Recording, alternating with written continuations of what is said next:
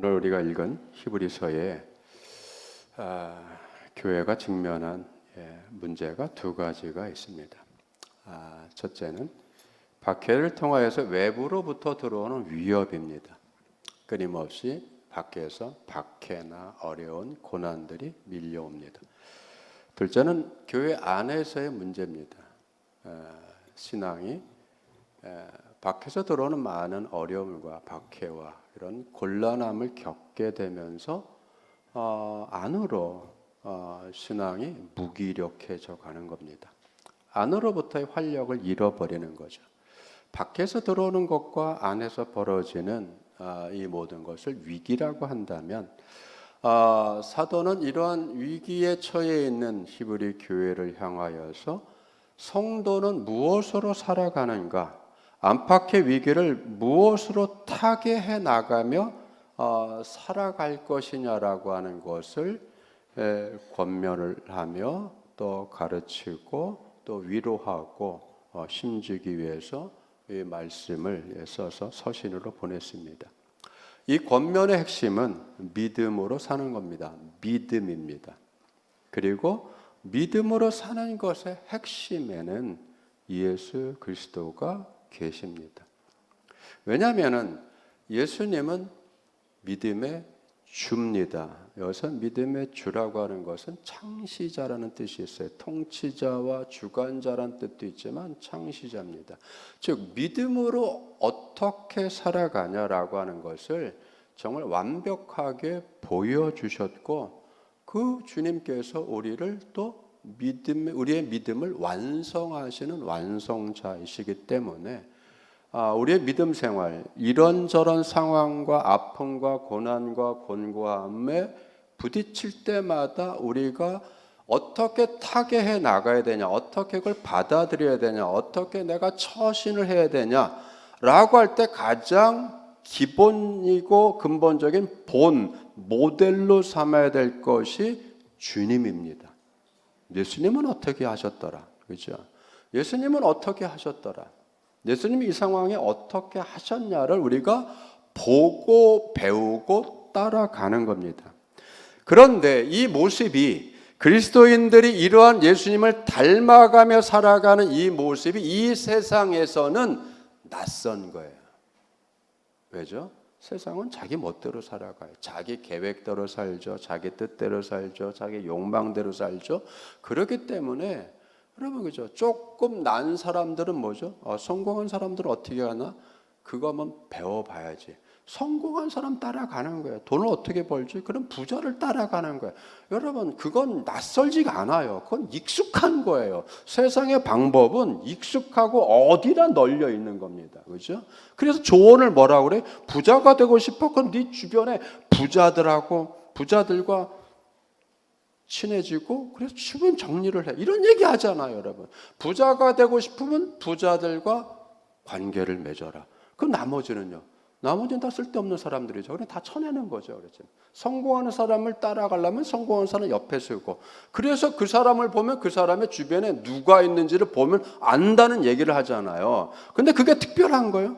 여러분, 그건 특별한 방법이 아니죠. 흔한 방법이고 세상 방법이고 어디 나라 가든지 알 수 있는 거잖아요. 한국에서도 통용되고 영국에서 통용되고 다 통용돼요. 그러나 여러분, 주님을 따라 살아간다는 것은 여러분 웬만해서는 참 힘든 일이에요. 그래서 낯선 거예요. 힘든 거예요. 믿음으로 사는 것 자체가 죄악으로 어두운 세상에서 어울리지 않기 때문이에요. 그렇죠? 어울리지 않습니다. 이 세상에 어울리지 않아요. 왜죠? 빛은 어둠과 어울리지 않아요. 빛이 어둠하고 어떻게 어울려요? 동료가 될 수 없고 친구가 될 수 없고 짝을 맺을 수 없고 친밀감을 가질 수 없습니다. 왜죠?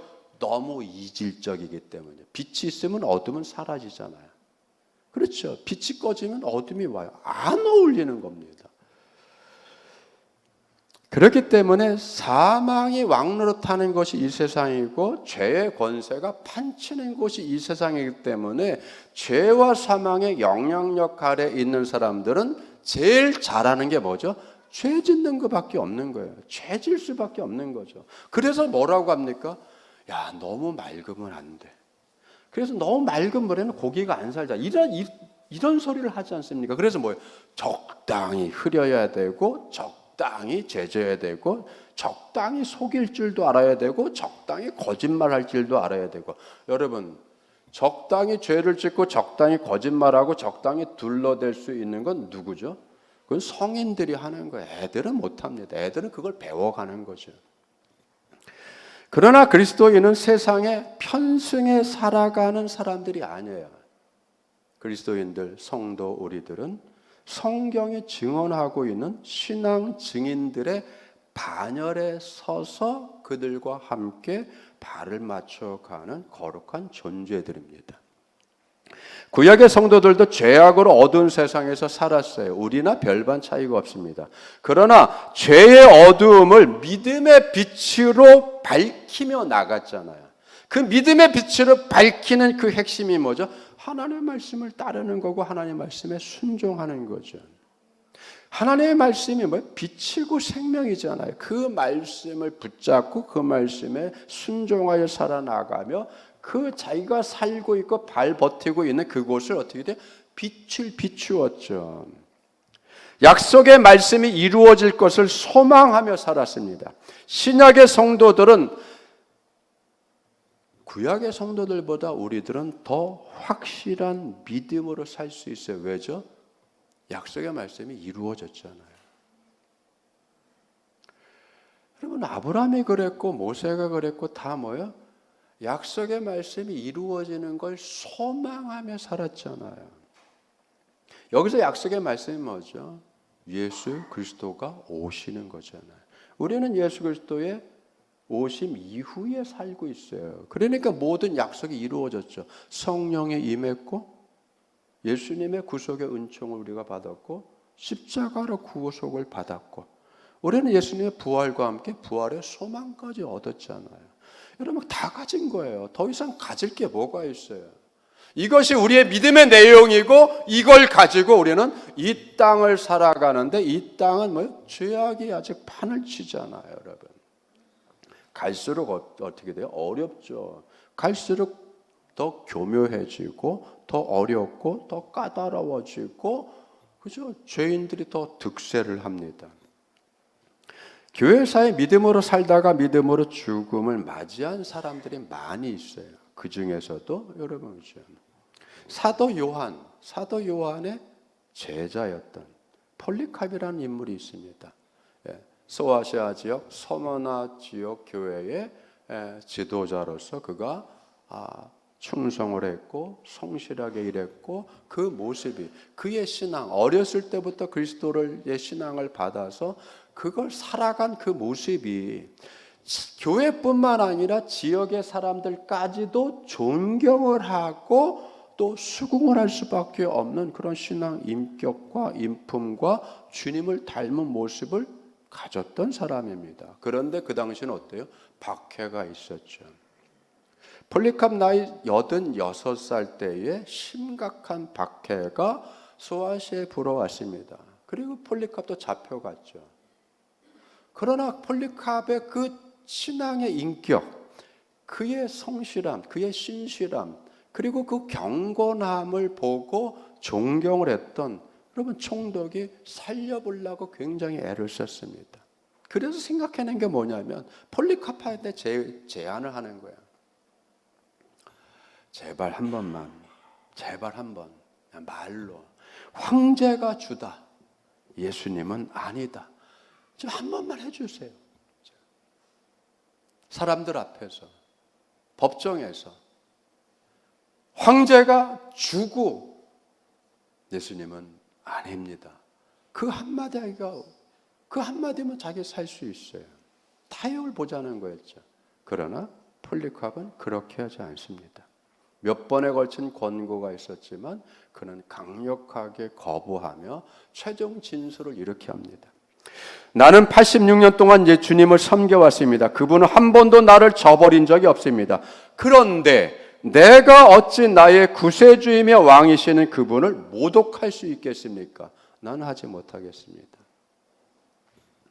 폴리캅의 타협 없는 이 단호함에 여러분 총독은 어떻게 할 수가 없었어요. 살려보려고 했지만 또 그 나이가 86이나 돼서, 여러분 그 당시에 86이면 장수한 거잖아요. 그 연로한 나이에 무슨 부귀영화를 더 누리겠다고, 그죠? 그러나 그 86의 나이에 그는 타협하지 않습니다. 그리고 총독은 어쩔 수 없이 화형이라고 하는 사형을 언도내립니다. 폴리카르는 화형을 당해요. 여러분, 뭘 잘못한 거죠? 잘못한 게 아니잖아요. 지킨 거잖아요, 여러분.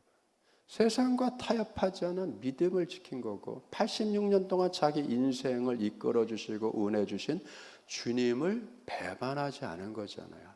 주님은 86년 동안 한 번도 저를 섭섭하게 한 일이 없습니다. 저한테 잘못한 것이 없습니다. 그런 주님을 내가 어떻게 나 살자고, 몇 년 더 살자고 주님을 배반합니까? 여러분, 그렇죠? 왜 폴리카르이 이렇게 됐을까요? 믿음이잖아요. 그 믿음의 핵심이 뭐죠? 부활하신 주님, 영원한 주님이 계시기 때문이잖아요. 믿음으로 사는 사람들은 이렇게 세상이 감당을 못하는 거예요. 믿음의 사람은 세상을 이긴다고 하지만 세상의 입장에서는 이 믿음의 사람들을 감당할 수 없고 품어낼 수 없고 용납할 수가 없는 거예요. 그러니까 어떻게 돼요? 죽일 수밖에 없는 거죠. 그러니까 믿음으로 살아가는 건 이 세상에 어울리지 않는 거예요. 낯선 겁니다. 그러나 우리는 이 어울리지 않는 길을 걸어가는 거예요. 세상 사람들에게 낯선 사람으로서 그냥 살아가는 겁니다. 여러분, 무엇이 이처럼 죽음 앞에서도 담대하고 당당하게 할까요? 믿음이죠. 믿음의 능력. 그럼 그 믿음이 뭐죠? 내 확신입니까? 신념인가요? 아니에요, 여러분. 성경에서 얘기하는 믿음은 하나님이 살아 계심을 아는 거예요. 하나님이 살아 계시고 하나님이 역사하고 계시고 하나님이 주관하고 계시고, 그 하나님은 단지 그냥 능력의 하나님이 아니라 세상을 창조하신 분, 한 번 창조하고 마는 것이 아니라 이 세상의 안에는 모든 벌어지는 모든 것들을 주관하시고 이끄시고 그거를 끌고 가시는 하나님이잖아요. 하나님의 거룩한 목적, 구원의 뜻에 맞게 끌고 가시고 그걸 통치하시는 주님이시잖아요. 히브리서 말하는 믿음이 바로 그런 거죠. 믿음의 증언. 여러분, 우리가 살아가면서 때때로 이런 고민을 해요. 왜 고난이 와? 뭐가 잘못된 거야? 이런 생각을 떨쳐낼 수가 없을 때가 있어요. 내가 예수님을 잘 믿고 열심히 교회 봉사하고 직분에 충성하는데 내가 왜 병이 든 거야? 내가 뭘 잘못했지? 하나님이 뭘 나한테 섭섭해하신 부분이 있는 거야? 이런 의구심이 들잖아요. 내가 뭘 잘못했기에 이렇게 큰 병이 든 거야? 등등 많은 의문이 듭니다. 병은 복이 아니라 화라고 여기기 때문이죠. 은혜가 아니라 그 반대라고 여기기 때문에, 손해난다고 생각하기 때문이죠. 병이 나서 체면이 구겨졌다고 생각하는 거죠. 내 집안이 내가 기도하면 더 잘 돼야 되는데 왜 기도는 하는데 안 돼? 왜 어려운 일이 생겨? 우환은 왜 생기는 거야? 여러분, 그걸 부정적으로 생각하고 그것이 은혜가 아니라고 생각하기 때문이죠. 실패하는 게 싫고 구차하게 사는 게 싫고, 그래서 우리는 기도를 어떻게 합니까? 하나님, 제가 너무 부하게도 하지 마시고 너무 가난하게도 마시고, 그걸 애매하게 가서 인용하잖아요. 너무 부해서 교만하지 않게 하시고 너무 가난해서 누추하지 않게 하시고 그저 남부럽지 않게 한번 해주세요. 여러분, 그렇죠? 우리 욕심이에요. 남부럽지만 않게 해주세요. 적당한 선을 넣고 그게 믿음인 것처럼 얘기하잖아요, 여러분. 그 안에 뭐가 없어요? 하나님의 뜻을 우리는 묻지 않잖아요. 여러분, 그런데 이 부분에 대해서 오늘 11장은 무엇에서 얘기합니까? 그 믿음으로 산 사람들의 그 대하여 열거하고 있잖아요. 믿음은 바라는 것들의 실상이고 보이지 않는 것의 증거니 선진들이 이로써 증거를 얻었느니라. 믿음으로 모든 세계가 하나님의 말씀으로 지어진 줄 우리가 아나니 보이는 것은 나타난 것으로 말미암아 된 것이 아니다. 여러분, 이게 무슨 뜻이죠? 보이지 않는 하나님께서 보여주셔야 보는 거고, 하나님께서 베풀어 주셔야 우리가 받는 거고, 여러분, 내가 내 눈에 들어오는 게 있잖아요. 시력으로 내 눈에 들어오는 물체들이 있죠. 근데 그 물체가 볼 수 있는 물체를 만들어내는 것이 아니라 내 눈에 들어오는 이 물체를 만드신 분이 계시단 말이죠. 그걸 보는 거죠. 믿음은 뭐요? 이걸 통해서 이걸 만드신 하나님을 보는 거죠. 그러면 이게 실체예요? 아니죠. 하나님이 실제죠. 하나님이 실제고 하나님의 본체고 하나님의 본질이란 말이에요. 이건 하나님이 나에게 보여주신 거고, 주님이 보여주시니까 나는 보는 거고, 그게 이것만 있는 것이 아니라 이거를 있게 하신 분이 계시단 말이죠. 그걸 우리는 믿음으로 본다는 거죠. 그러니까 이걸 보면서 이렇게 아름답게 만드신 분이 있구나. 그분이 무슨 목적으로 만드셨지? 여러분, 우리가 하나님의 목적을 알 수 있을까요? 몰라요. 하나님께서 그 목적을 이루어 주실 때야 비로소 깨닫는 거예요. 그런데 우리는 그 목적이 이루어지지 않아도 하나님의 말씀을 믿고 그 목적지를 향해 갈 수가 있는 거예요. 내 눈에 보이지 않아도, 내 귀에 들리지 않아도 믿음으로 간다라고 하는 게 그거란 말이에요. 그게 이 말씀이죠. 믿음은 뭐요? 바라고 소망하는 것의 뭐요? 실체라는 거죠. 아직 바라고 소망하는 것이 이루어지지 않았지만 이미 그것이 이루어진 것으로 우리는 받고 믿고 보고 들으며 가는 거죠. 누가 그렇게 하고 계셔요? 하나님께서. 그러니까 여러분, 오늘 말씀에 믿음으로 구체적인 사례들이 나오죠. 믿음으로 아벨은 뭘 했다고요? 다른 사람들보다 더 나은 제사를 드렸다. 여러분, 여기 중요한 포인트가 더 나은은 최상급을 얘기하는 거예요. 최상급. 예. 최고로 가치 있는, 최고로 존귀한 예배를 드렸다. 그러면 하나님께 드릴 수 있는 예배가, 최고의 예배가 뭐죠? 하나님이 기뻐 받으시는 거예요, 여러분. 예배 주체가 누구죠? 하나님이죠. 우리가 예배 주체가 아니죠. 예배의 주체는 하나님. 그러니까 모든 기준이 어떻게 돼요? 하나님이 기뻐하는 예배, 하나님이 받으실 만한 예배, 하나님이 옳다고 하는 예배를 드려야 되죠. 이건 재물의 문제가 아니에요. 카인이 곡식을 드렸기 때문에 하나님이, 육식을 좋아하시는 하나님이 나는 곡식이 싫어, 나는 비건이 아니야, 그래서 카인의 곡식 예배를 안 받았나요?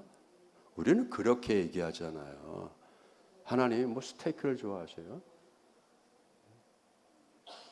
저는 소 안심을 좋아합니다. 기름이 없어서.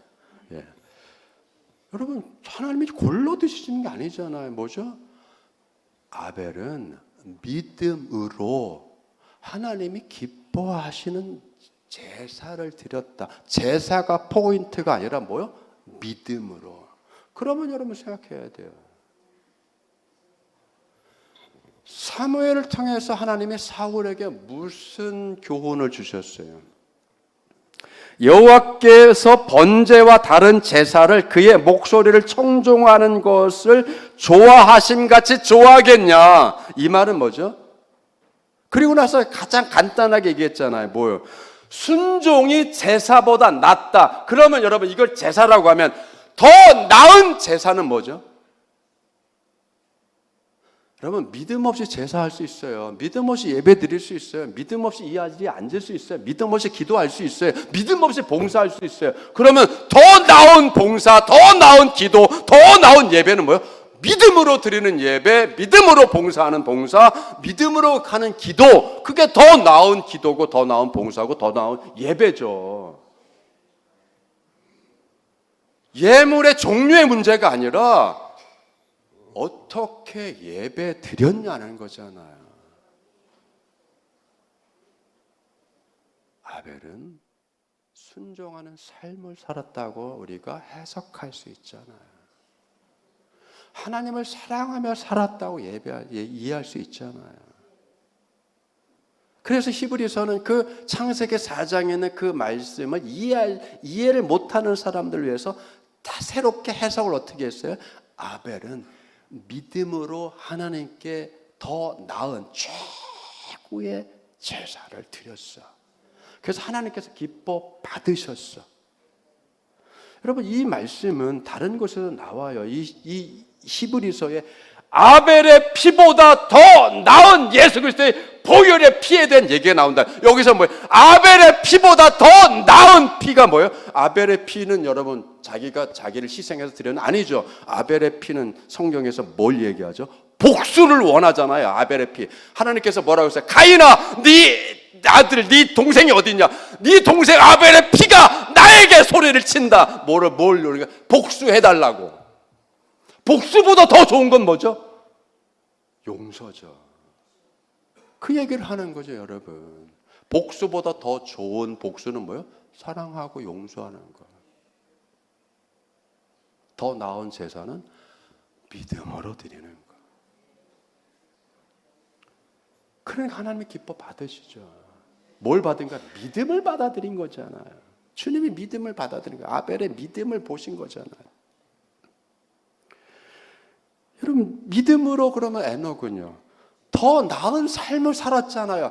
에녹은 믿음으로 더 나은 삶을 살았는데 동시대 같은 사람들보다 에녹은 어떻게 살았다고요? 같은 24시간을 살고 같은 365일을 사는데 에녹은 하나님과 동행하는 삶을 살았다. 이게 최고의 삶이죠. 그러니까 하나님이 최고의 삶을 사는 에녹을 세상에 둘 수 없어서, 그의 시체까지도 둘 수 없어서 어떻게 돼요? 죽음을 보지 않고 데려가셨다. 너무 귀하니까.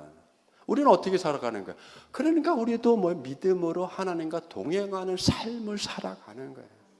세상 사람과 비교해서 맨날 비교해서 살아가는 것이 아니라 비교 불가한 거죠, 여러분. 비교할 필요가 뭐가 있어요?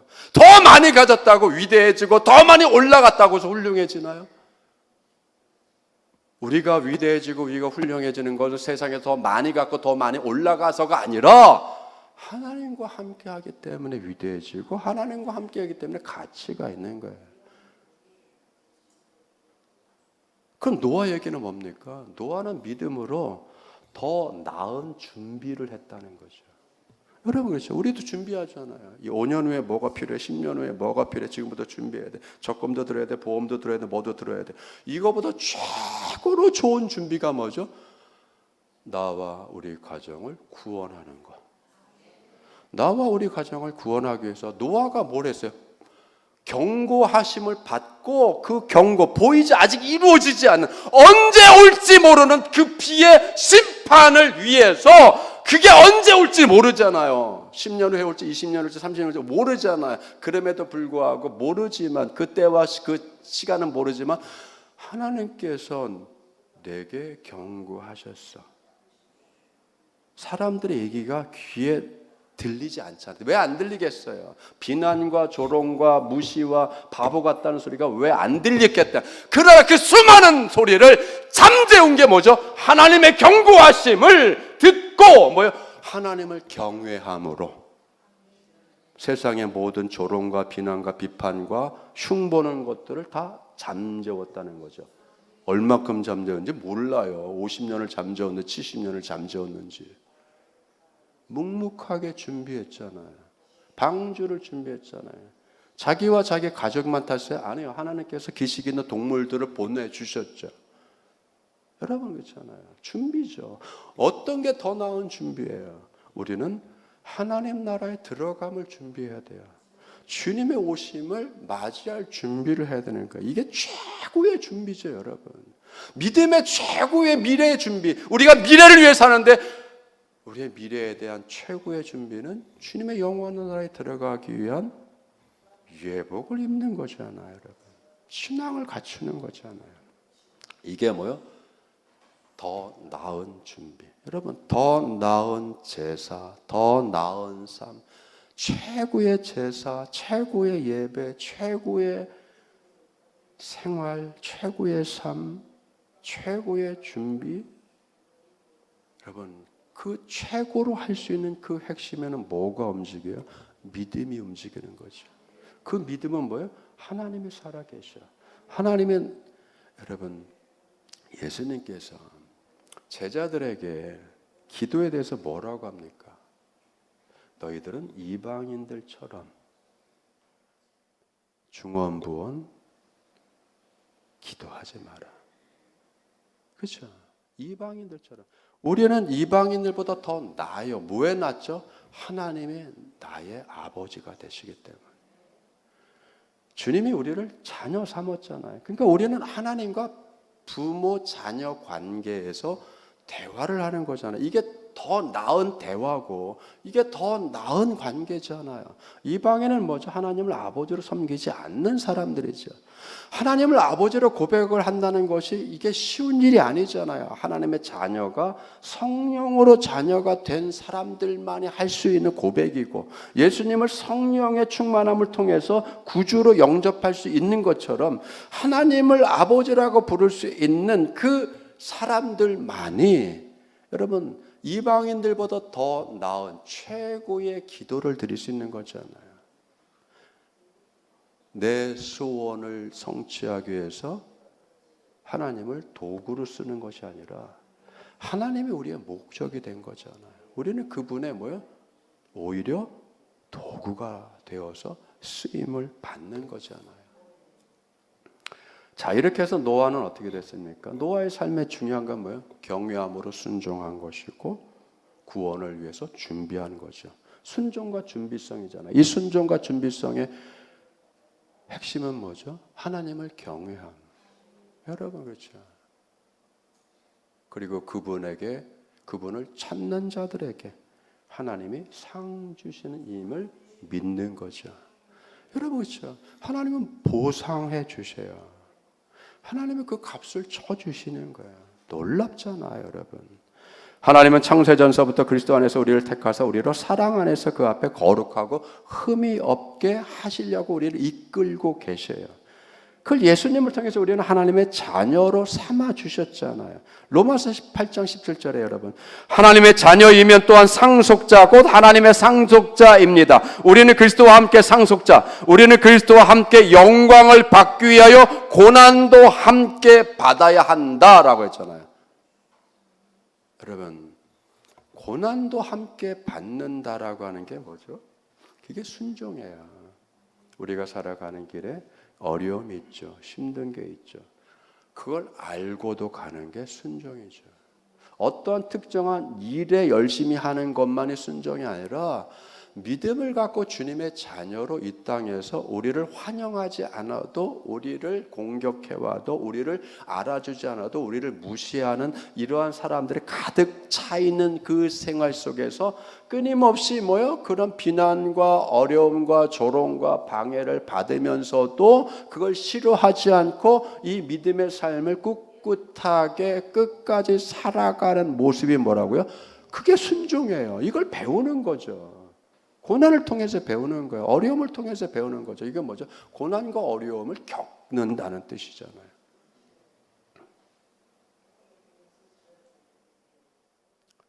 폴리캅처럼 저희 아버님이 그 연세에 7월 때는 방광암 수술을 받았고 내일 모레는 재입원을 해가지고 위암 수술을 받아야 돼요.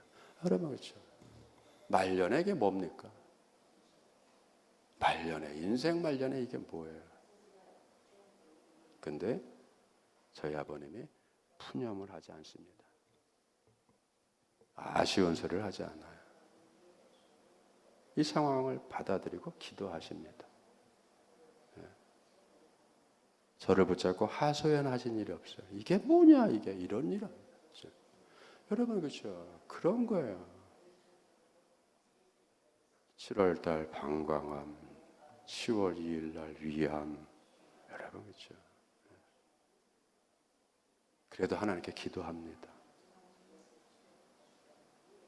병원에서도 기도하시고 잠깐 퇴원을 시켜주려는데 집에서 도착하자마자 기도하시고 여러분 그렇죠? 그렇게 살아가는 거예요, 여러분. 이 기구한 인생, 이 박복한 인생, 여러분 그렇게 하는 게 아니에요, 그죠? 그렇게 하는 게 아니에요. 왜? 하나님 살아계시잖아요. 하나님이 살아계시잖아요. 이걸 통해서 주님을 더 찾을 수 있게 하잖아요. 어려움을 통해서 주님을 찾게 하잖아요. 그렇기 때문에 평안할 때 믿음이 성장하는 게 아니에요. 일이 잘 될 때 믿음이 성장하지 않습니다. 힘들고 어렵고 아프고 고난을 통해서 더 절실하게 주님을 바라보고 더 주님을 붙잡게 되고 더 주님 앞에 나가게 되는 경건함으로 연단이 되고 단련이 되고 만들어져 나오잖아요. 우리의 믿음은 하나님이 존재하시고 하나님이 진짜고 하나님이 내 삶의 본질이시고 주님이 내 삶의 중심이시고 내 인생의 항해의 바람이 되시고 하는 것을 우리는 고백하며 가는 겁니다. 예수님이 하나님의 실체가 되셨듯이 여러분의 믿음이 세상 사람들에게 주님의 얼굴이 나타나고 하나님의 그 향내가 날 수 있는 하나님의 존재감을 느낄 수 있는 산 믿음으로 끝까지 주님이 이끄시는 그 영광된 자리까지 가시기를 주님으로 축원드립니다. 기도드리겠습니다. 아버지 하나님 감사드립니다.